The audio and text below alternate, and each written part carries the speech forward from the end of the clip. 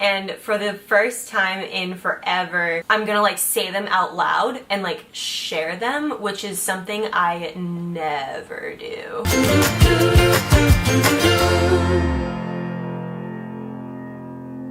Hello everybody, it is Dingle here and welcome back to my channel. How are you guys doing? I hope you all are doing super duper well. If you hear noises like purring or sniffling or I don't even know what kind of noises she's making, quite honestly, but my cat's here right here and she's very happy. And also there's another cat in an unpacked suitcase also over there because she really likes boxes and suitcases. Like a lot of cat sounds going on. But anyway, okay, here's the deal. It's not that I never make New Year's resolutions. Oh god, I don't even have my thoughts together for this video. Just please watch it, just bear with me. I usually make New Year's resolutions to myself and I don't share them out loud. The thing is, the New Year's resolutions are like very either vague or they're one specific thing that I know I can accomplish. I never make New Year's resolutions on a more serious level or on a level that I don't think is attainable. And I think there are a couple of reasons for that. One is I have this weird issue where I don't like to fail. I'm actually really afraid of failing. And I will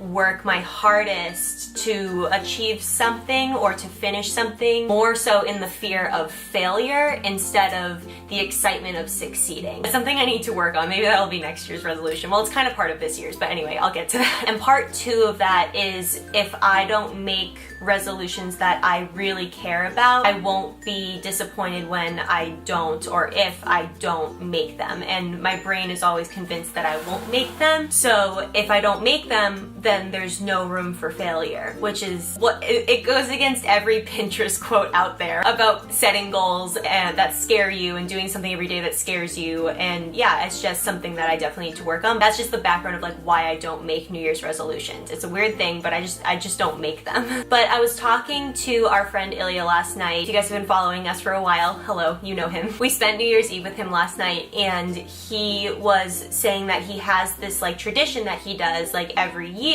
where he reflects and not like meditates, but like reflects on his past year and what he wants to accomplish this year and like makes lists of things. I loved that concept. I know that today is about reflection, and when he said that he likes to reflect on things, that actually scares me because my brain is, for the most part, in a lot of situations, it's very not black and white, but like I want to make decisions really quickly so I can just move on and not ponder things a lot. Like I need a solution to stuff in order to settle my mind. And if there's just like open-ended, non-answered questions, then that's really unsettling to me. So the idea of just pondering on a year and what I want to change this year, like my mind goes to no, these are the very specific things that I want to accomplish or I want to change or I didn't like about last year or I liked about last year, etc. Like I need concrete things. So pondering was really scary to me. But I did still like the way that he put it. He was, he reflects and then he makes lists of things. And everyone's been asking, and there's always this, like pressure to have New Year's resolutions. And I was at the gym with Jack and, my head was clearing and I felt really good. We were doing some weights or something. And I looked to him, I was like, can you help me? I have all of these random concrete, but like they felt so random and I didn't know which ones were super important to me. I had all these resolutions flying around in my mind and he helps me to organize them into something. And I've never actually done this. And so between like Ilya telling me that like he ponders these things and reflects, I really liked that and it really inspired me to like think of resolutions that I really would like to accomplish. And then with Jack helping me organize them into kind of tiers, that satisfied the part of my brain that likes to do lists and concrete items, I guess, if that makes sense. So I kind of like melded the two.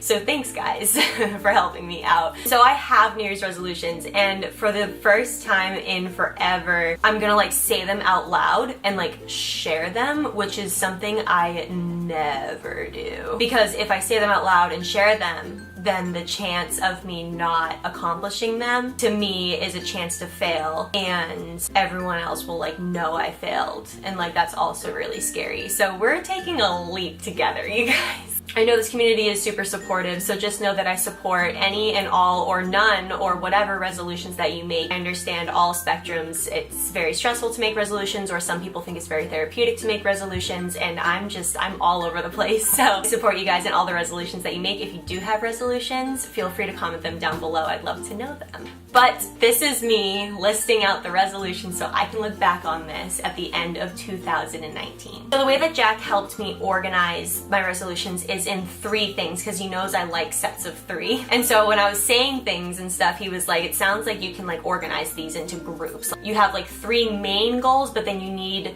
little steps and goals to like get yourself there. So my first main goal is health, mainly mental health. And I know that's such a buzzword this year, especially in 2018, but I honestly would like to work on my stress level, my anxiety level, you know, those sleepless nights that we all know and love. I'd love to not have those. And I think overall, just my outlook on life, I think, as you may have picked up toward the beginning of the video, my default, this actually might come as a surprise to you guys, but my default view on things is, oh my gosh, what could go wrong versus what could go right. I tend to not have a super positive outlook on things when I start them, and instead it's more of a negative, and I would really like to change that because it doesn't make me very happy sometimes. And I think if I switch it to a positive outlook, or like stop thinking of all the things that could go wrong, instead realize that they haven't gone wrong yet, and there's like no reason for me to think that they will. It's kind of irrational at times, but I would love to change my stress levels that are mostly caused by this like more negative outlook on situations versus like a positive one. So that's overall. I would like to work on my mental health and switching it to more of a positive and more chill, stress-free outlook on life. That's how I would put that one. The little goals under that and how I'm going to get there is, 1, I know that I am deficient in vitamin D. I know it, my doctor has told me, and I have gone to her like 2 times now since we've like moved to Seattle, and like every time I go, she reminds me that I'm deficient on vitamin D, and she gives me a prescription. It's just like a vitamin, it's like a natural thing to like get,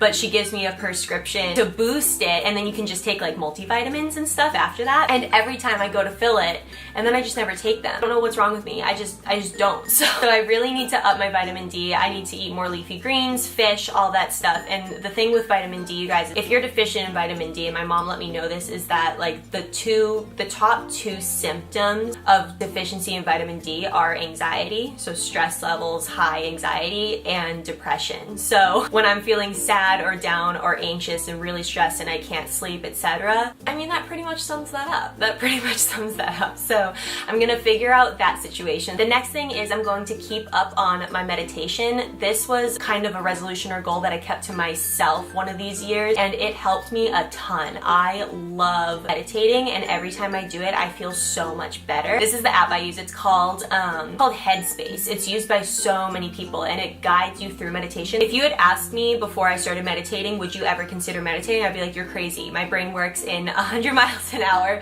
and there is absolutely no way that I could sit there and just breathe for like 5 minutes. No, like absolutely not. This app makes it so easy, and then he like guides you through and teaches you really helpful methods to keep in the present and like stop stressing about things that aren't presently happening so that your mind doesn't go crazy. And it's really to just keep you in like the present moment, and I love that, and it really helps a lot. So I would love to keep up on my meditation. And then the third thing under this mental health, stress-free kind of umbrella is reading more books. I soak those up. Like those, I know it sounds so corny, but like the self-help or motivational books. I love myself a good self-help motivational book. Between the quotes and the messages and the motivation that it gives you to change your mindset on things, I'm a sucker for those. I soak them up and they make me feel really good. So I picked up this book. I'll actually get it. It's like right here. But I was in the airport the other day and actually put this on my Instagram and my Twitter. Thank you all for voting and telling me like which one I should get. You guys had voted on this one. You Are a Badass. Excuse my French. I'm just quoting the book. Front says how to stop doubting your greatness and start living an awesome life. That's so cool. I mean, you heard it at the beginning of the video. I am such a victim to myself.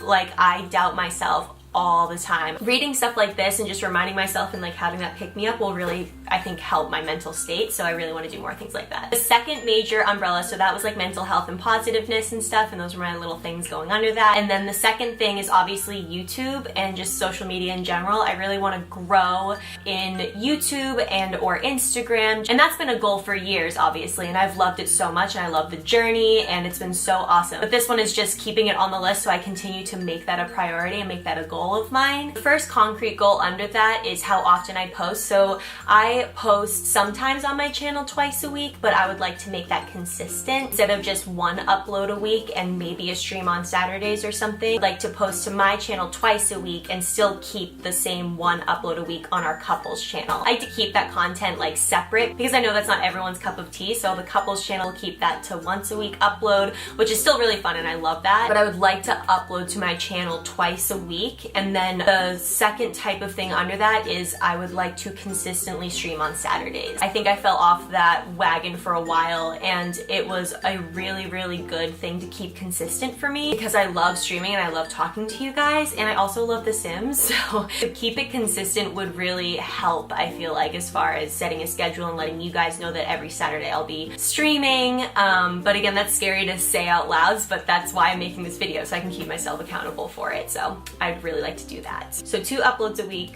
1 stream a week, and Wednesdays will keep as like bonus streams if I'm able to stream on Wednesdays. So those were the 2 umbrellas. We've got positive mental attitude improvement, we've got YouTube, streaming, etc. And then the third thing has to do with more social stuff. I feel like I am not very good at staying in touch with people who aren't like readily available to see. I feel like I'm really bad at reaching out to friends that I haven't talked to in a while. I know it does go both ways, but of course I just think like I'm the one that's like bad at it. But I think that there are really easy ways to stay in touch with people and let them know that you're thinking about them and how important they are to you. Because if people are important in your life, you want to make them know that. And I feel like I lack in that area quite a bit. It's so easy to improve upon, but I need to do it in a way for me that doesn't feel like a chore necessarily, because reaching out to friends shouldn't feel like I have to do this because it was my New Year's resolution. Like, it needs to be organic. I can't just be like, I want to send them a note once a week and then I'll do this. Like, that's not how I want to do this. So this one's a little less concrete. It's a little more like overall. So I would like to actually send cards to my friends, like not just birthday cards, but like, you know, I'm thinking of you cards, or, you know, if I go into a store and I see a little knickknack, it reminds me of my friend from college, I want to send her that, you know, I want to make sure I'm reaching out to people and texting them when something funny happens and it makes me think of them, you know, things like that. So to make it a little more concrete, I do want to send a card, even if it doesn't have anything like in it, just to send a card to let people know that I'm thinking of them at least once a month. I feel like that is so doable because I would be so touched if someone did that. It's just little ways like that you could let them know that you're thinking of them, but also keeping that connection alive. That's something that I really like to improve upon for sure. Like making time for people who like make time for me, or making time for people that I think are really important in my life right now. So those are the 3 things in summary. I want to work on my mental and positive like attitude towards life in general. I want to work obviously on my YouTube and Instagram like social media presence in general, and I want to work on making time for the people that are important to me in my life right now. If you all have made it to the end of this video, you are the real MVPs.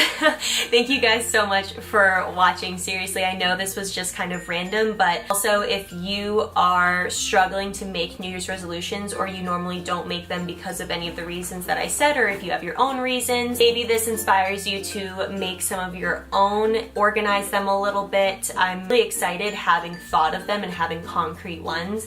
It makes me really excited to put like tangible goals against them too. And yeah, I feel really inspired. Normally this day for me is not good. I don't know what it is. It's like, it sounds so sad, but like New Year's Day, it just feels daunting most of the years for me. It feels like I should have resolutions and I don't, or I have too many that are floating around and I don't think I can keep them, so why make them? It's just, for the first time I've really pondered today, and I kind of really enjoyed it. So I really wanted to make a video for you guys. If you're feeling the same way, or if you do have New Year's resolutions that you want to share, make sure you comment them down below. As always, I love you all so much, and I will catch you guys in my next video. See you later. Bye.